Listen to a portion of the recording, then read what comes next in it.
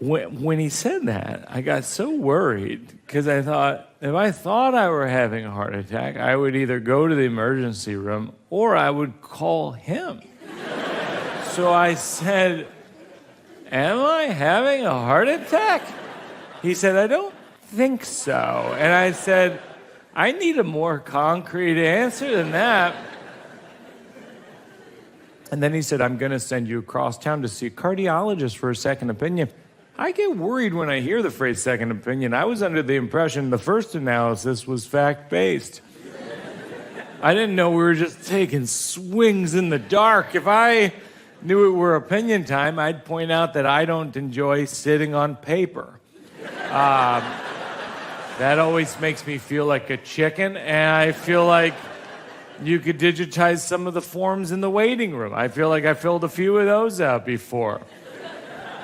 Those are opinions. So I get on the crosstown bus, which is sort of a slow ambulance with stops. That's another opinion. And then I meet my new cardiologist, and guess what she asked me to do? Does anyone want to guess?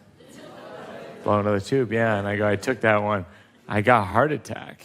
And she said, oh, wow, that's a low score. She said, do you have a history of heart disease in your family? I go, well, my dad had a heart attack when he was 56, and actually his dad had a heart attack when he was 56. So I've always thought I should set aside that whole year, get an Airbnb by the hospital, and keep a flexible schedule. I think that might be a big year for me. And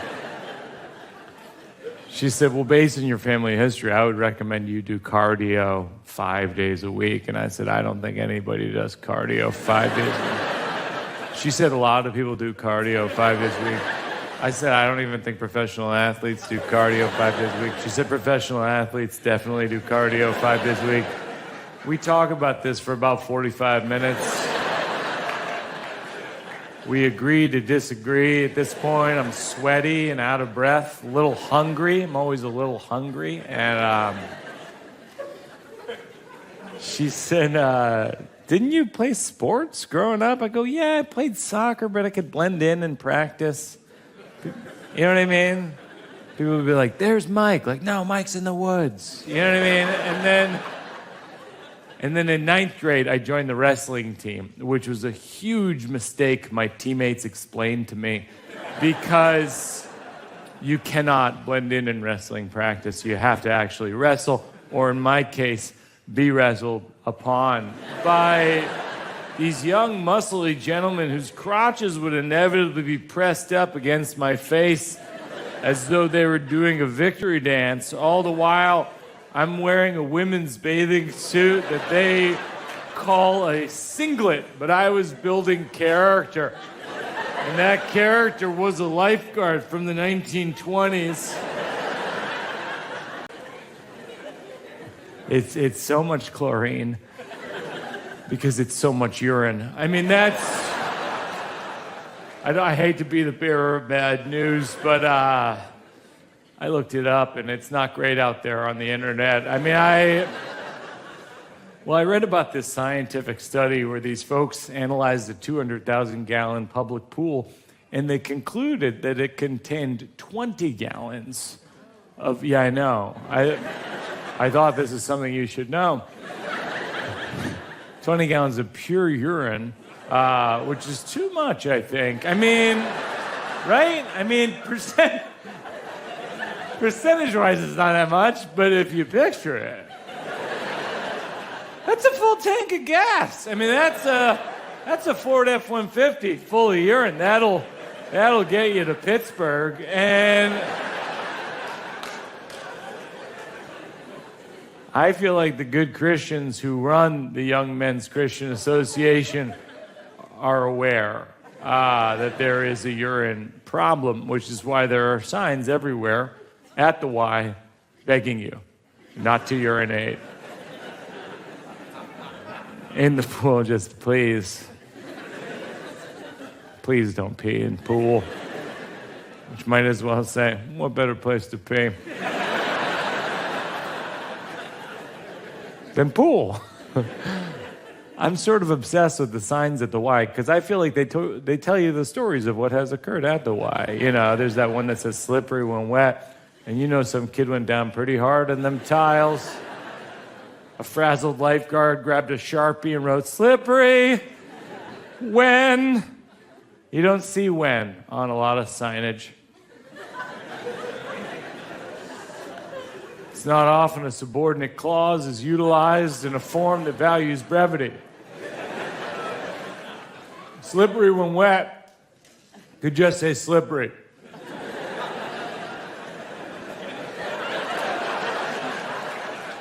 It's wet majority of the time. I mean,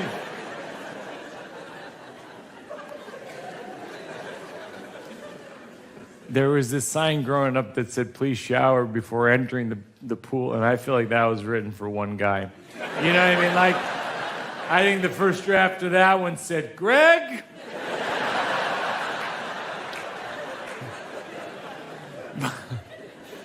But I feel like the sign that was most flagrantly disobeyed in my childhood at the Y was in the locker room, and it said, please remain properly covered at all times. And I never witnessed that. I mean, I remember when I was 5, my mom brought me into the women's locker room, and I had never seen a vagina before. And then I saw 100 vaginas. And then when I was 6, she sent me into the men's locker room. I think the only thing more shocking than 100 vaginas is 100 penises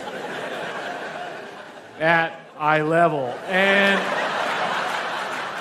they were grown-up penises. It's a surprisingly crucial detail, because I just had the 6-year-old penis, and then I'm looking at the grown-up penises, and I'm thinking, oh, no. This is going to be a long life. And then I'm looking side to side for child penises. Please don't quote this out of context. I feel like we could end a career with a few sloppy keystrokes, but I remember that locker room so well, because when I was about 7 years old, there was this old man who would come in, probably the oldest man I'd ever seen. He's like 120, 130 years old. And he would sit on the bench in the locker room, completely naked. I mean, he wasn't properly covered. It's possible he'd been peeing in the pool all day. And this ancient man would sort of massage his testicles with baby powder. Stay with me. I want to be clear.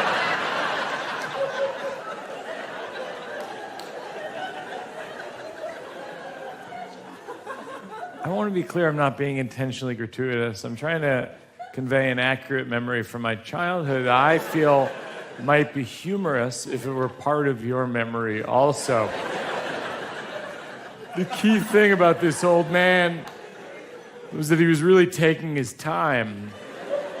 Like a resin bag on a pitcher's mound, just so much patience, so much powder. 13 years ago, I jumped in my sleep through a second-story window of a La Quinta Inn. Yeah, when I say through, I mean through the glass. The glass was double paned. I ended up with 33 stitches in my legs. The glass was a centimeter from my femoral artery. Had it struck there, I could have just bled out on the front lawn and died. I was diagnosed with a very rare thing. It's called REM behavior disorder. So when I go to bed at night, I take medication and I sleep in a sleeping bag up to my neck, and I wear mittens so I can't open the sleeping bag.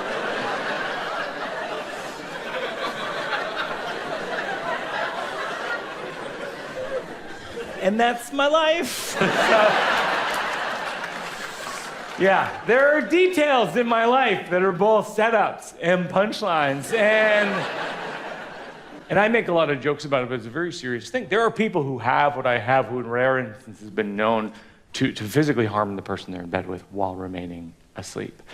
There was a news story a few months ago which people were tweeting at me, which, by the way, don't do that, where a guy goes camping with his wife. He has a dream. There's a wild animal. tent, and he's punching and kicking, and he wakes up. It's not an animal, it's his wife. And she's dead. I know. So I don't think that's a great quality in a dad. So I had bladder cancer. I have a life-threatening sleepwalking disorder. My health is not trending upward.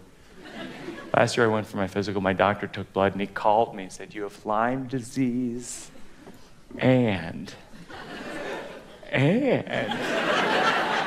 diabetes. I was like, one at a time. Everybody's gonna get a chance. It was like going to a parent-teacher conference and they're like, your son's getting D's and he's been molested by the gym teacher. We're gonna need separate meetings.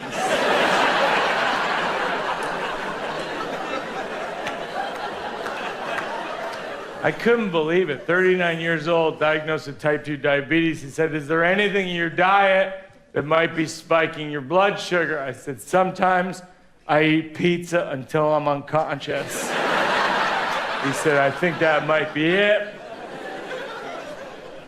So I had Lyme disease, diabetes. I'm generally devoid of joy. I really am. I try. Like, I was listening to this TED Talk about how to find joy in your life. And the host said, one thing everyone enjoys is confetti.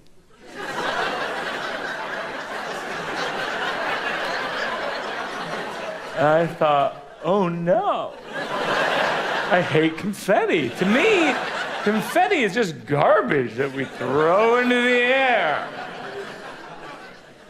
It's like cancer, life-threatening sleep disorder, Lyme disease, diabetes. I dislike joy. I'm not exactly handing off A+ genes here. Number 2.